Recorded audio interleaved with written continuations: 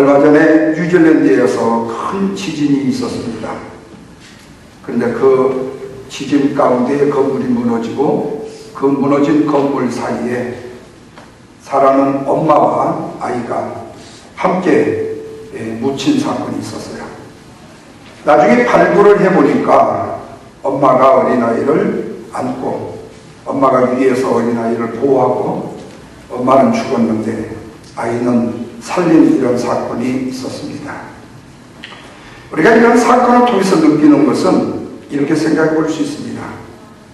인간의 이성은 내 자신의 안전을 말하지만 사랑의 힘이라는 것은 내 자식을 살리고 내 자신을 희생하는 크나큰 에너지 파워를 발휘해야 된다는 사실입니다.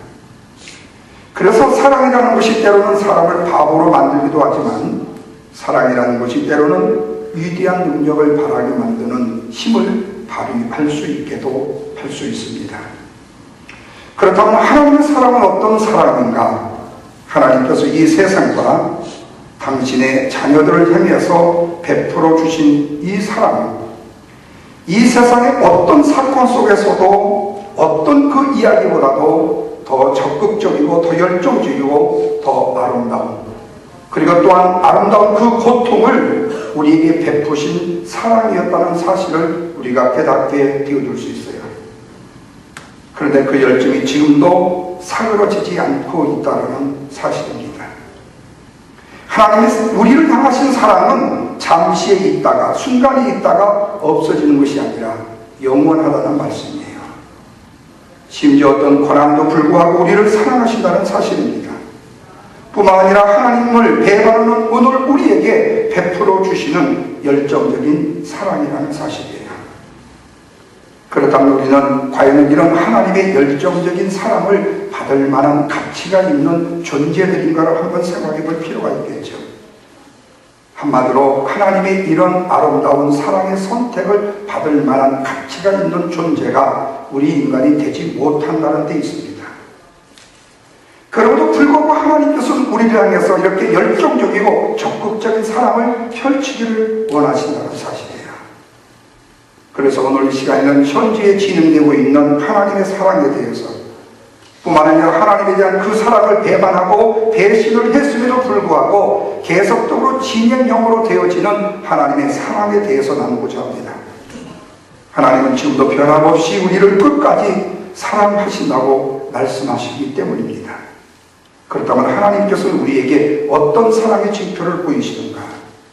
그 첫째가 구약의 율법과 신약의 십자가의 사건입니다.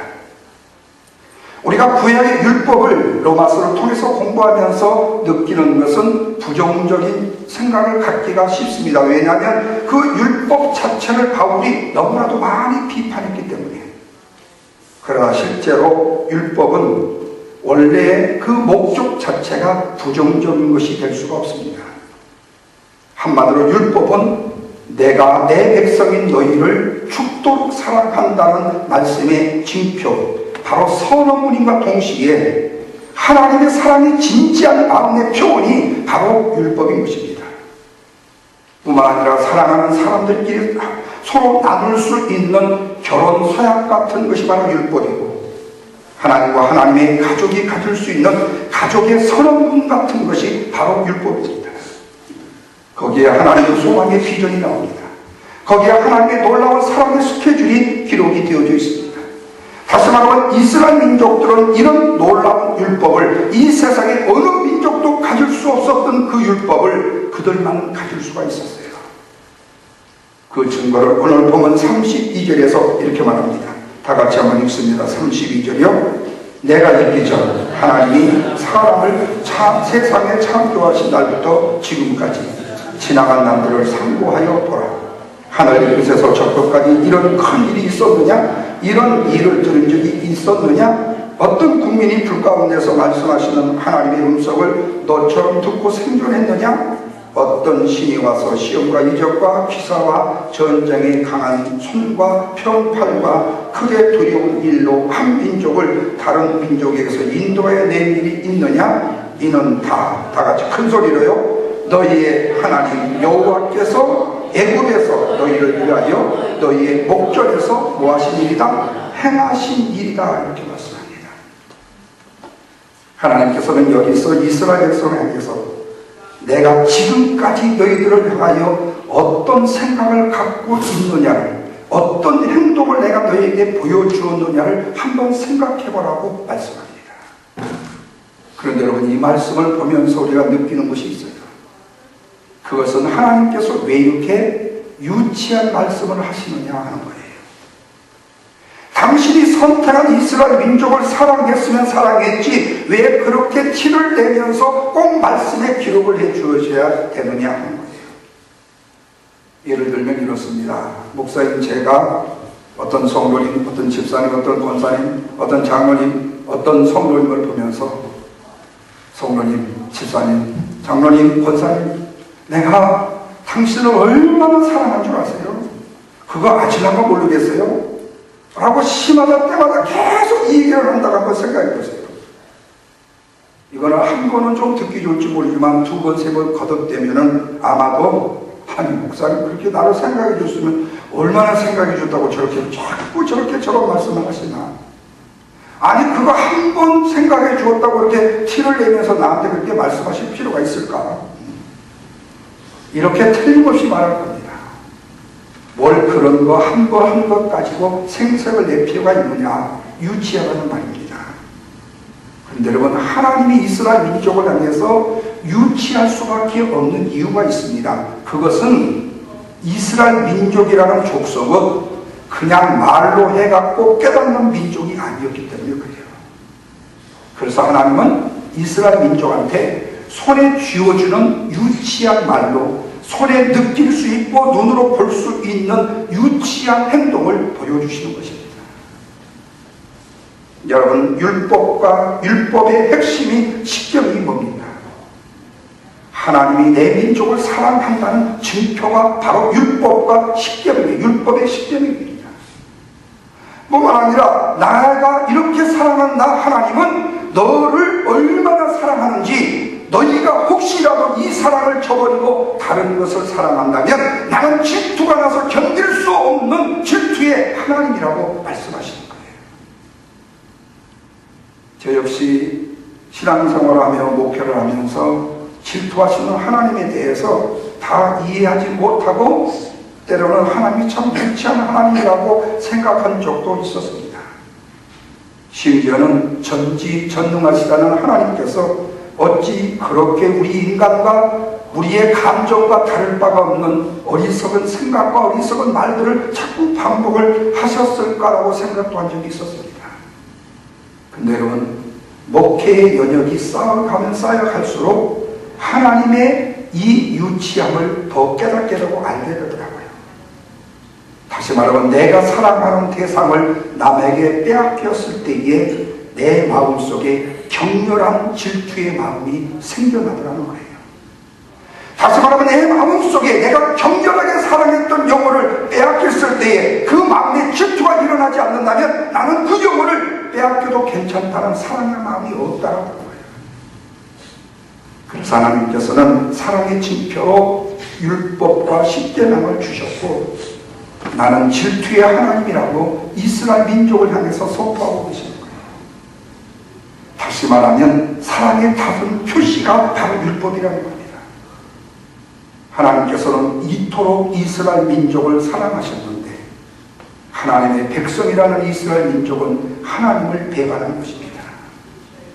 그런데 그들의 배반이 바로 오늘날 우리들의 배반이라는 말씀입니다.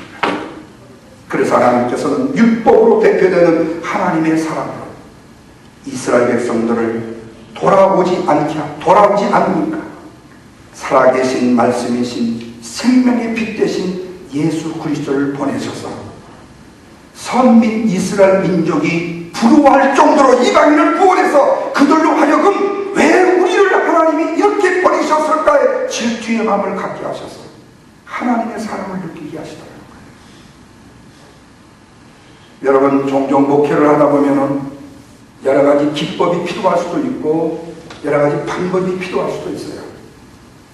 이분을 이렇게 사랑해서 성도님, 주일 범하면 안 됩니다. 주일 예배 꼭 하세요. 그리고 하나님 앞에 신실하게 11조도 드리고 주일 예물도 드리고 하나님 앞에 헌신과 봉사도 좀 하세요. 그래서 극진이 더 좀 관심을 갖고 아껴드려요. 그런데 말을 안 들어요. 왜? 너무 가깝다는 핑계로. 그냥 목사님이 이해해 주시면 하나님도 이해할 것 같은 어떤 느낌이 들어서, 그것은 미안한 얘기지만 내가 이해를 해줘도 하나님은 이해해 주지 않습니다. 당신과 하나님과의 관계지, 나는 목사인 나는 하나님을 당신에게 소개해주는 연결 중매자 역할밖에 안 됩니다. 그리고 하나님이 주신 말씀을 선포하는 자에 더 이상도 없습니다. 구원의 눈꼽만큼이라도 도움을 줄 수 있는 능력도 없습니다. 선함도 없습니다. 그러니까 인간적으로는 가깝다는 측면에서 무시하고, 인간적으로 가깝다는 측면에서 세상 말로 말하면 어린 손주 기호해 줬더니 할아버지 시험 잡고 흔드는 거고 똑같죠. 버릇없는 말투를 하고 버릇없는 행동을 하고 그 다음에 이치에 맞지 않는 요구를 할 수가 있어요. 그럴 때에 사랑의 포커스의 시선을 다른 사람으로 돌립니다. 다시 말하면 그 사람이 별로 싫어하는 사람으로 돌려봐요. 그러면 이 사람이 뭐가 나지요? 질투가 생기는 겁니다. 그래서 이 사람이 스스로 깨달을 수 있다면 이것도 참 다행이에요. 이게 하나의 기법이에요. 그런데 이렇게 해도 못 깨닫고 더 증오와 아니면 펄펄 타오르는 이글거리는 증오로 아니면 분노로 침으로 오른다면 결국에는 자기가 스스로 자멸하고 만나는 거예요. 아, 이 사람이 이렇게도 옮겨갈 수 있구나라고 깨닫는다면 얼마나 감사하겠어요. 그렇지 못할 수가 있다는 거예요. 그러나 그런 기법도 우리에게는 필요하다는 말씀입니다. 하나님이 바로 이스라엘 민족을 선민으로 그렇게 사랑하셨어요. 너는 내 백성이다. 너는 내 하나님의 자녀다라고 인쳐주셨는데 그 백성이 하나님의 말씀을 배반합니다. 그 백성이 하나님의 말씀에 순종하지 않습니다. 격질로 나갑니다. 자기의 탐욕을 주장합니다. 그래서 하나님의 포커스와 시선이 이방인으로 향합니다. 왜 우리를 향했던 하나님의 시선이 이쪽으로 왔지? 눈에 이글거립니다. 질투가 생겨납니다. 하나님도 바로 그 백성이, 내가 사랑하는 내 백성이 우상 숭배로 나아갈 때 하나님의 눈에도 이글거리는 질투가 생겨납니다. 바로 이것이 사랑의 징표인 것입니다. 그래서 하나님은 바로 이스라엘 민족에게 율법 그 십계명을 주신 거예요. 그래서 그걸 깨닫지 못하자 빛 대신 예수 그리스도를 보내신 것입니다. 다시 말하면 어떤 율법보다도 강력한 메시지를 바로 전하게 되신 거예요. 이것은 바로 예수 그리스도를 이 땅에 우리의 사랑의 증표로 보내주신 것입니다. 그렇지만 이스라엘 백성은 여전히 하나님의 사랑을 거부합니다. 그래서 예수 그리스도께서 주신 그 십자가는 그렇게 거부하고 배신하는 사람들에게 보여줄 수 있는 하나님의 사랑의 클라이막스인 것입니다. 그래서 십자가에 예수님이 지신 십자가는 십계명의 사랑의 완성인 것입니다. 하나님의 빼앗겨버린 사랑을 이스라엘 민족들을 통해서 다시 되찾아오기 위해서 독생하신 하나님의 아들 예수 그리스도를 그를 위하여 죽게 하심으로 사랑의 증표로 보내셨다는 말씀입니다. 그러면 여러분, 바로 예수 그리스도가 이 땅에 우리의 죄악을, 우리의 구원을 위해서 오셨다는 사실은 하나님의 사랑의 표시인 것입니다. 이렇게까지 내가 너희를 사랑한다는 사랑의 징표인 것입니다. 이것을 온 우주에 말씀하시는 것입니다. 이렇게 처참하게 너희들이 보았지? 저렇게 비참하게 십자가에서 죽는 저 예수, 저 아들 예수, 내 아들이다. 그런데 내가 온 우주를 사랑하기에, 바로 이 세상에 배신한 인간을 사랑하기에 내가 내 아들을 이렇게 처참하게 죽여서라도 내가 너희를 사랑한다는 사실을 온 우주에 선포하는 것이 바로 예수님이 지신 십자가인 것입니다. 그래서 여러분, 십자가는요, 온 우주에 외쳐 고함을 치시는, 내가 너희를 사랑한다, 내가 너희를 사랑한다고 고함을 치시는 하나님의 사랑의 외침인 것입니다. 뿐만 아니라 죄인된 우리의 인간을 향하신 하나님의 사랑의 증거물이 바로 십자가인 것입니다. 이 십자가로 하나님은 우리를 지금도 살리십니다. 믿으시면 아멘 하십시다. 두 번째로는요, 성막과 임마누엘입니다. 구약에 나오는 성막은 하나님이 죄인들 가운데 머물기를 원하신다는 사랑의 증표입니다. 다시 말하면 하나님께서 죄인과 함께 있고 싶으셔서 그들과 많은 대화를 나누고 싶으셔서 만나고 싶으셔서 만드신 장소가 바로 미팅 플레이스입니다. 다시 말하면 구약의 에반인 것입니다. 여기서 우리는 하나님의 간절함을 느낄 수가 있어요. 어떤 간절함이니까 35절부터 보십시오. 다같이 35절 36절입니다. 시작. 이것을 내게 나타내시면 여호와는 하나님이시요 그 외에는 다른 신이 없음을 내게 알게 하려 하시리니라. 36절이요. 여호와께서 너를 교훈하시려고 하늘에서부터 그의 음성을 내게 듣게 하셨고 땅에서는 그의 큰 불을 내게 보이시고 내가 불 가운데서 나오는 그의 말씀을 뭐하게 하셨다? 듣게 하셨다. 이 말씀에서 하나님께서 이스라엘 백성들로 하여금 어디에서 보이셨다고 그랬어요? 어디에서 듣게 하셨다고 그랬어요? 큰 불 가운데서 듣게 하셨다고 말씀합니다. 이 말씀은 구약의 성소에서 우리로 하여금 하나님의 말씀을 듣게 하셨고 하나님을 만나게 하셨다는 말씀이에요. 그래서 여러분, 성소 안에 있는 제단은 용서를 받을 수 있는 곳, 하나님과 교제할 수 있는 곳입니다. 감사와 헌신으로 하나님을 만날 수 있는 것이에요. 그래서 성소에 들어가면 지성소 앞에 향단이 있습니다. 향단은 하나님께서 우리의 기도를 기쁘게 받아주신다는 뜻입니다. 그리고 오른쪽에는 등대가 있습니다. 이 등대는 빛 대신 하나님께서 빛을 보여주신다는 사실입니다. 왼쪽에는 진설벽이 있습니다. 이 진설벽은 생명 대신 하나님께서 말씀의 생명을 주신다는 뜻입니다. 그리고 이 지성소 안에 들어오게 되면 이 맨 끝에 속죄소가 있습니다. 우리 인간의 모든 사랑의 총 집결체가 바로 이 지성소에 있는 속죄소에 있습니다. 다시 말하면 하나님의 용서와 사랑의 표시를 말합니다. 이 말은 바로 죄 많은 백성 중에서 우리와 함께 하시려면 백성들의 죄를 용서하지 아니하면 계실 수가 없다는 거예요. 그래서 이전에 이 지성소 안에는 죄악된 인간은 발을 디딜 수가 없어요. 왜? 발을 디디는 순간에 즉사해버리고 맙니다. 그래서 제가 옛날에 여담처럼 말씀을 드렸죠. 대제사장이 지성소에 여기에 칸이 막혀 있습니다. 여기 성소입니다. 떡상과 그 다음에 향단이 있습니다. 번제단이 있습니다. 앞에 물두멍이 있습니다. 여기에 지성소가 있고 여기에 속죄소가 있습니다.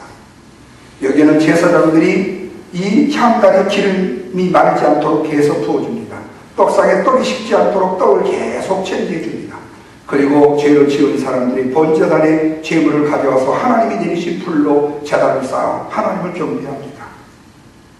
이것은 에브리데이 있을 수 있는 제사이고 1년에 한 번씩 드릴 수 있는 제사가 바로 지성소 안에서 대제사장이 온 민족을 위해서, 온 백성을 위해서 자기가 대신 대제사장이 되어서 들어와 제사 드리는 속죄소예요.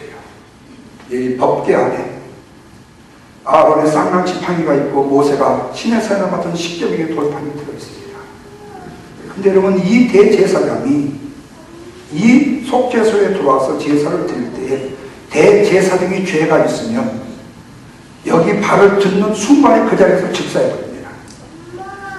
죽은 시체를 꺼내기 위해서 다른 사람들이 들어오다가 역시 죽어버리고 맙니다. 다시 말하면 계속적으로 여기는 시신이 쌓일 수밖에 없게 된다는 거예요. 그토록 무서운 것이 바로 속죄소, 하나님의 임재의 장소였습니다. 그래서 오죽에 쓰면 에붓이라는 제사장이 입는 옷 뒤에다가 노끈을 달아가지고 바깥에서 들어가는 것을 주고, 그리고는 양손, 양 밑에, 저고리 밑에다가 바구를 달아서 대제사장이 움직일 때 바구 소리가 나면 살아있는 거고, 바구 소리가 나지 않으면 죽은 겁니다. 죽었을 때에는 그 달아는 끈을 잡아당겨서 시신을 꺼낼 수밖에 없기 무서운 곳이었습니다. 이곳은 죄 있는 인간은 들어서는 저주를 받는 곳입니다. 그런데 예수님이 십자가에 죽으실 때에 뭐였다고 그랬죠? 지성소와 성소의 가로막힌 휘장이 어떻게 됐어요? 둘로 쫙 갈라졌습니다. 여러분, 이거 지금 내가 세상적인 얘기를 하고 있는 게 아니라 우리 주님이 이 땅에 오셔서 우리의 죄를 위하여 십자가에 죽으실 때에 일어나는 성경의 역사적 이야기를 하고 있는 것입니다. 그들로부터는 에브리바디가 다 이 지성소에 와서 누구한테? 하나님 앞에 내 죄 사함을 받아. 누구 때문에 내 죄가 사함을 받았기 때문에? 예수 그리스도의 십자가의 보혈, 십자가의 중심 때문에 내가 죄 사함을 받았기 때문에. 이 은혜를 알고 이 사랑을 알고 신앙생활을 하느냐 말이에요. 이 하나님의 은총을 깨닫고 우리가 하나님 앞에 헌신하고 봉사하느냐 그 말이에요. 내 잘남과 내 똑똑함과 내가 가진 것의 어떤 부여 때문에 하나님을 영화롭게 한다는 명분 가지고 주를 위해서 봉사하고 헌신하지 않지. 이 주님의 흘리신 십자가를 우리가 기억하고 생각하고 그 은혜에 감사하는 마음이 날마다 내 안에서 일어나고 있느냐는 거예요. 그러기에 사랑하는 성도 여러분, 예수님은 당신 자신을 살아계신 성전이라고 말씀합니다. 그런데 성전 되신 예수님께서 친히 죄인된 우리를 만나기를 원하신다는 거예요. 죄인된 우리가 만나기 위해서는 먼저는 내 죄악이 그분으로 인하여 용서함을 받아야만이 만날 수 있는 것입니다. 그래서 예수님은 십자가에서 우리의 죄를 용서해 주셨어요. 아멘. 뿐만 아니라 죄 용서함을 받은 사람은 예수님의 간절한 열정을 경험할 수 있게 되는 것입니다. 그런데 놀라운 것은 우리가 예수님을 만나고 싶은 우리의 욕망과 열정보다도 예수님은 몇 배, 몇 천 배, 몇 만 배 우리와 만나기를 원하신다는 사실이에요. 그래서 그 예수님에게 붙여진 이름이 뭐지요? 임마누엘 예수님이신 겁니다. 뭡니까? 내가 너와 항상 같이 있고 싶다. 예수님은 우리를 사랑하시는 일에 이미 미쳐버리신 분입니다. 심지어는 우리를 짝사랑하시는 분입니다. 그래서 예수님께서는 우리에게도, 하나님께서는 우리에게도 성막과 임마누엘 우리와 함께 하시는 능력이 되신다고 말씀하고 있는 거예요. 마지막으로 제사와 예수님의 희생입니다. 십자가의 죽음입니다. 하나님께서 얼마나 우리로 하여금 당신을 만날 수 있는 기회를 찾고 계신지 몰라요. 그래서 우리를 부르세요. 어떻게 부르시는가 보십시오. 39절 40절입니다. 다 같이 시작. 그런즉 너는 오늘 위로 하늘에나 아래로 땅에 오직 여호와는 하나님이시여 다른 신이 없는 줄을 알아 명심하고. 아멘. 그 다음 40절. 오늘 내가 너에게 명령하는 여호와의 규례와 명령을 지키라. 너와 내 후손이 복을 받아 내 하나님 여호와께서 너에게 주시는 땅에서 한없이 오래 살게 할 것이다. 아멘. 이 말씀에 내가 너희를 전심으로 사랑하고 있는 것처럼 너희들도 나를 전심으로 사랑했으면 좋겠다. 그로 인하여 주신 것이 바로 번제입니다. 네 전체를 헌신해 보라는 뜻으로 번제를 주셨어요. 또 하나 소제를 주셨습니다. 너의 생명은 내 것이라는 뜻으로 주셨습니다. 세 번째로는 화목제를 주셨습니다. 하나님과 직접적인 사랑의 교제를 이루라고 화목제를 주셨어요. 그리고 속죄제와 속건제를 통해서 용서받는 길을 제공해 주신 거예요. 한마디로 하나님께서는 우리의 죄를 용서해 주시고 우리를 만나게 주시고 우리를 축복해 주시고자 모든 길을 제사의 제도를 통해서 통로를 열어주셨다는 말씀입니다. 그러므로 번제, 소제, 화목제, 속건제, 속죄제를 드리는데 불편히 하지 말라는 거예요. 이거 예배는 왜 이렇게 빨리 돌아와? 주일은 왜 이렇게 돌아와? 아이고 벌써 새벽기도 왔어? 아이고 새벽기도는 40일에 작정은 뭐 그렇게 많이 해? 그렇게 불평하지 말라는 거예요. 왜? 그 제사의 제도가 바로 저와 여러분의 죄를 용서함 받을 수 있는 하나님 마련해 놓으신 길이기 때문이에요. 그 제사의 제도가 없었다면 우리는 죄 용서함을 받을 수 없었다니까요. 아까 우리 주일 학생들 얘기했잖아요. 구약에는 우리의 죄를 용서함 받기 위해서 뭐가 필요했다고요? 뭐가 필요했어요? 어린 양이 필요했어요. 짐승이 죄를 없는데 내 죄를 위해서 죽었어요. 내 죄를 대속해서요. 근데 이것이 한없이 반복될 수밖에 없잖아요. 하나님이 이방인의 구원을 위해서 누구를요? 당신의 아들 하나밖에 없는 독생자 예수 그리스도를 희생의 제물로 단번에 죽게 만들어서 그를 믿는 자마다 멸망치 않고 영생을 얻게 하는 하나님의 축복을 주신 것을 믿으시면 아멘 하시길 바랍니다. 바로 이것이 바로 우리가 구원을 받은 구원의 축복인 것입니다. 이것이 바로 하나님의 은총과 은혜에 들어간 하나님의 구원받은 백성의 은총인 것이에요. 그런데 이스라엘 백성들은 어땠습니까? 자신들의 진심 어린 마음을 하나님께로 받았음에도 불구하고 그 마음을 가져다가 제사 드리지 아니하고 짐승 새끼만 가져가지고 형식적으로 제사를 드리는 것입니다. 하나님과의 만남의 사랑의 관계이기보다는 의식적인 종교 생활로 그저 대신해버리고 말았던 것입니다. 심지어는 제사의 제도가 우상이 되기까지도 했던 것입니다. 다시 말하면 하나님 앞에 드리는 제사에게 제사의 대상이 되시는 하나님을 얻고 제물만 남고 제사만 남았던 것입니다. 그래서 우리 예수님께서 이 땅에 제사장으로 오셨어요. 이 땅에 우리 예수님이 제물로 오신 것입니다. 이 말은 당신을 배반하고 떠났던 우리들을 위해서 제사장이 되셨고 친히 우리를 위하여 제물이 되셨다는 말씀입니다. 동시에 스스로의 제물이 되셔서 십자가라는 제단에 당신의 몸을 온전히 드린 거예요. 피 한 방울, 물 한 방울 남김없이 다 쏟으신 것입니다. 단번에 들으신 당신의 죽음을 통해서 오늘 우리의 죄사함은 영원한 효력을 발휘할 수 있도록 만들어주신 거예요. 그러므로 여러분, 십자가는 우리 인간의 배반과 배신을 밥 먹듯이 했던 우리를 여전히 지금도 사랑하신다는 하나님의 사랑의 고백의 현장인 것을 믿으시기를 주님의 이름으로 축원합니다. 그렇다면 오늘 우리는 그렇게 사랑하시는 그 하나님의 사랑 때문에 산다고 해도 우리는 부끄러움이 없잖아요. 그런데 하나님께서는 지금까지도 우리를 십자가와 예배의 자리로 인도해 주시길 원하신다는 겁니다. 그럼에도 불구하고 우리는 하나님의 사랑에 감사하지 못하고 여전히 하나님 앞에 교만과 잘남 때문에 하나님을 마음을 아프게 하며 배신하는 삶을 살고 있다는 겁니다. 감사하지 못할 뿐만 아니라 제대로 표현도 하지 않는 말입니다. 하나님 감사합니다. 하나님 감사합니다. 이렇게 하나님 앞에 감사, 우리의 외침이 있으면 어디 덧나는 일이 있냐 그 말이에요. 뿐만 아니라 우리가 하나님 앞에 기도를 드릴 때에도 하나님 감사해요. 하나님 감사해요. 하나님 나를 도와주세요. 하나님 나를 도와주세요. 이렇게 아뢰일 수 있어야 된다는 말입니다. 사랑하는 내 주위의 형제가, 사랑하는 주위에 내 사랑하는 성도가, 그리고 사랑하는 부모 형제가, 그리고 사랑하는 친구와 이웃이 나를 위하여 협력하고 나에게 눈꽃만한 도움을 주었더라도 감사해요. 고마워요. 표현할 수 있어야 된다는 거예요.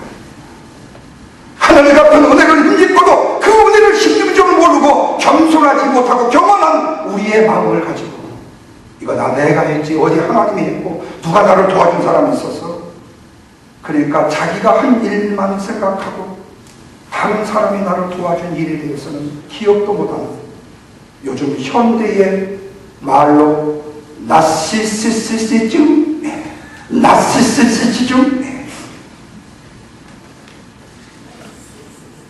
그것은 오직 나밖에 안 보이는 거예요. 남은 절대로 보이지 않아요. 그러니까 내가 하는 행동은 전부 다 옳은 겁니다. 그리고 남의 하는 것은 전부 다 틀린 거예요. 미국 어떤 목사님이 책을 썼어요. 제가 한번 그 얘기를 써머리해서 목회 카드도 한번 써드리고 한번 먼저 설교도 한번 해드릴게요. 이것에 가장 쉽게 빠지는 사람이 누구냐면 목사예요. 그리고 스스로 잘난치 않은 자만에 빠진 사람입니다. 이것 때문에 오늘 우리의 신앙이 얼마나 엉망진창이 되는지 모른다는 거예요. 혹시 극작가 유진 오일이라는 사람을 아시는 누구죠?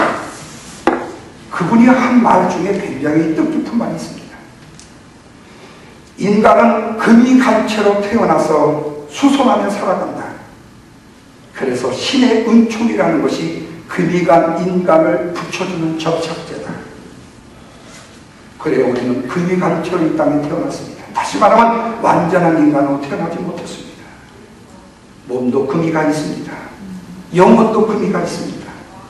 우리의 멘탈리즘에도 정신에도 금이 가 있습니다.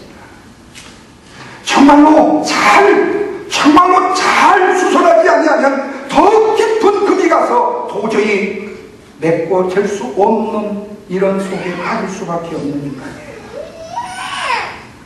이렇게 금이 가 있는 인간은 도움을 받지 못하면 결국에는 깨어지고 죽습니다. 하나님의 은총이 아니면 수선될 수 없는 것이 바로 오늘 우리의 인간의 금이 간 모습입니다. 바라기는 우리의 영혼이 주님이 내 죄악을 위하여 십자가에 지신 그 십자가의 사랑을 통해서 깨끗하고 정결하게 수선될 수 있기를 주님의 이름으로 축원합니다. 우리 하나님은 우리를 얼마나 사랑해 축복해 주시기 원하신지 몰라요. 그러나 우리가 축복을 받을 만한 일을 했기 때문에 우리를 사랑하시는 것이 아닙니다. 하나님의 열정적인 그 사랑 때문에 우리가 축복을 받고 있는 것이지, 우리가 잘해서 우리가 잘나서 받고 있는 것이 아니라는 거예요. 인간이라는 동물은요, 등 따숩고 배부르면요 하나님을 잊을 수밖에 없어요. 물질이 풍요해지고 세상의 지위가 높아지면 하나님을 잃어버립니다. 내가 하고자 하는 세상의 일이 바빠지면 하나님을 잊어버립니다. 그리고 세상 일이 복잡해지고 힘들어지면 하나님을 잊어버릴 수 있습니다. 심지어는 자식을 키운다고 하나님을 잃어버립니다. 그러나 이제 잃었던 그 하나님을 다시 기억하자는 말씀입니다. 그래서 우리의 몸의 세포 하나하나가 열정적인 하나님의 사랑을 기억하도록 만들자고 말이에요.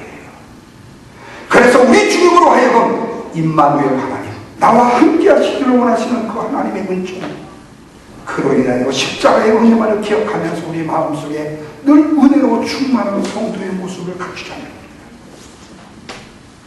우리를 향하신 하나님의 축복과 사랑, 은총과 은혜는 십자가의 사랑, 지금까지 항상, 아니 영원히 진행형이기 때문에 그렇습니다. 바라기는 이 진행형의 하나님의 축복이 우리의 심령에 들어와 우리의 영혼이 살찌워지고 하나님의 거룩한 형상을 입는 하나님의 사랑, 주 앞에 서 할 수 있는 저와 여러분 될 수 있기를 주님의 이름으로 축원합니다.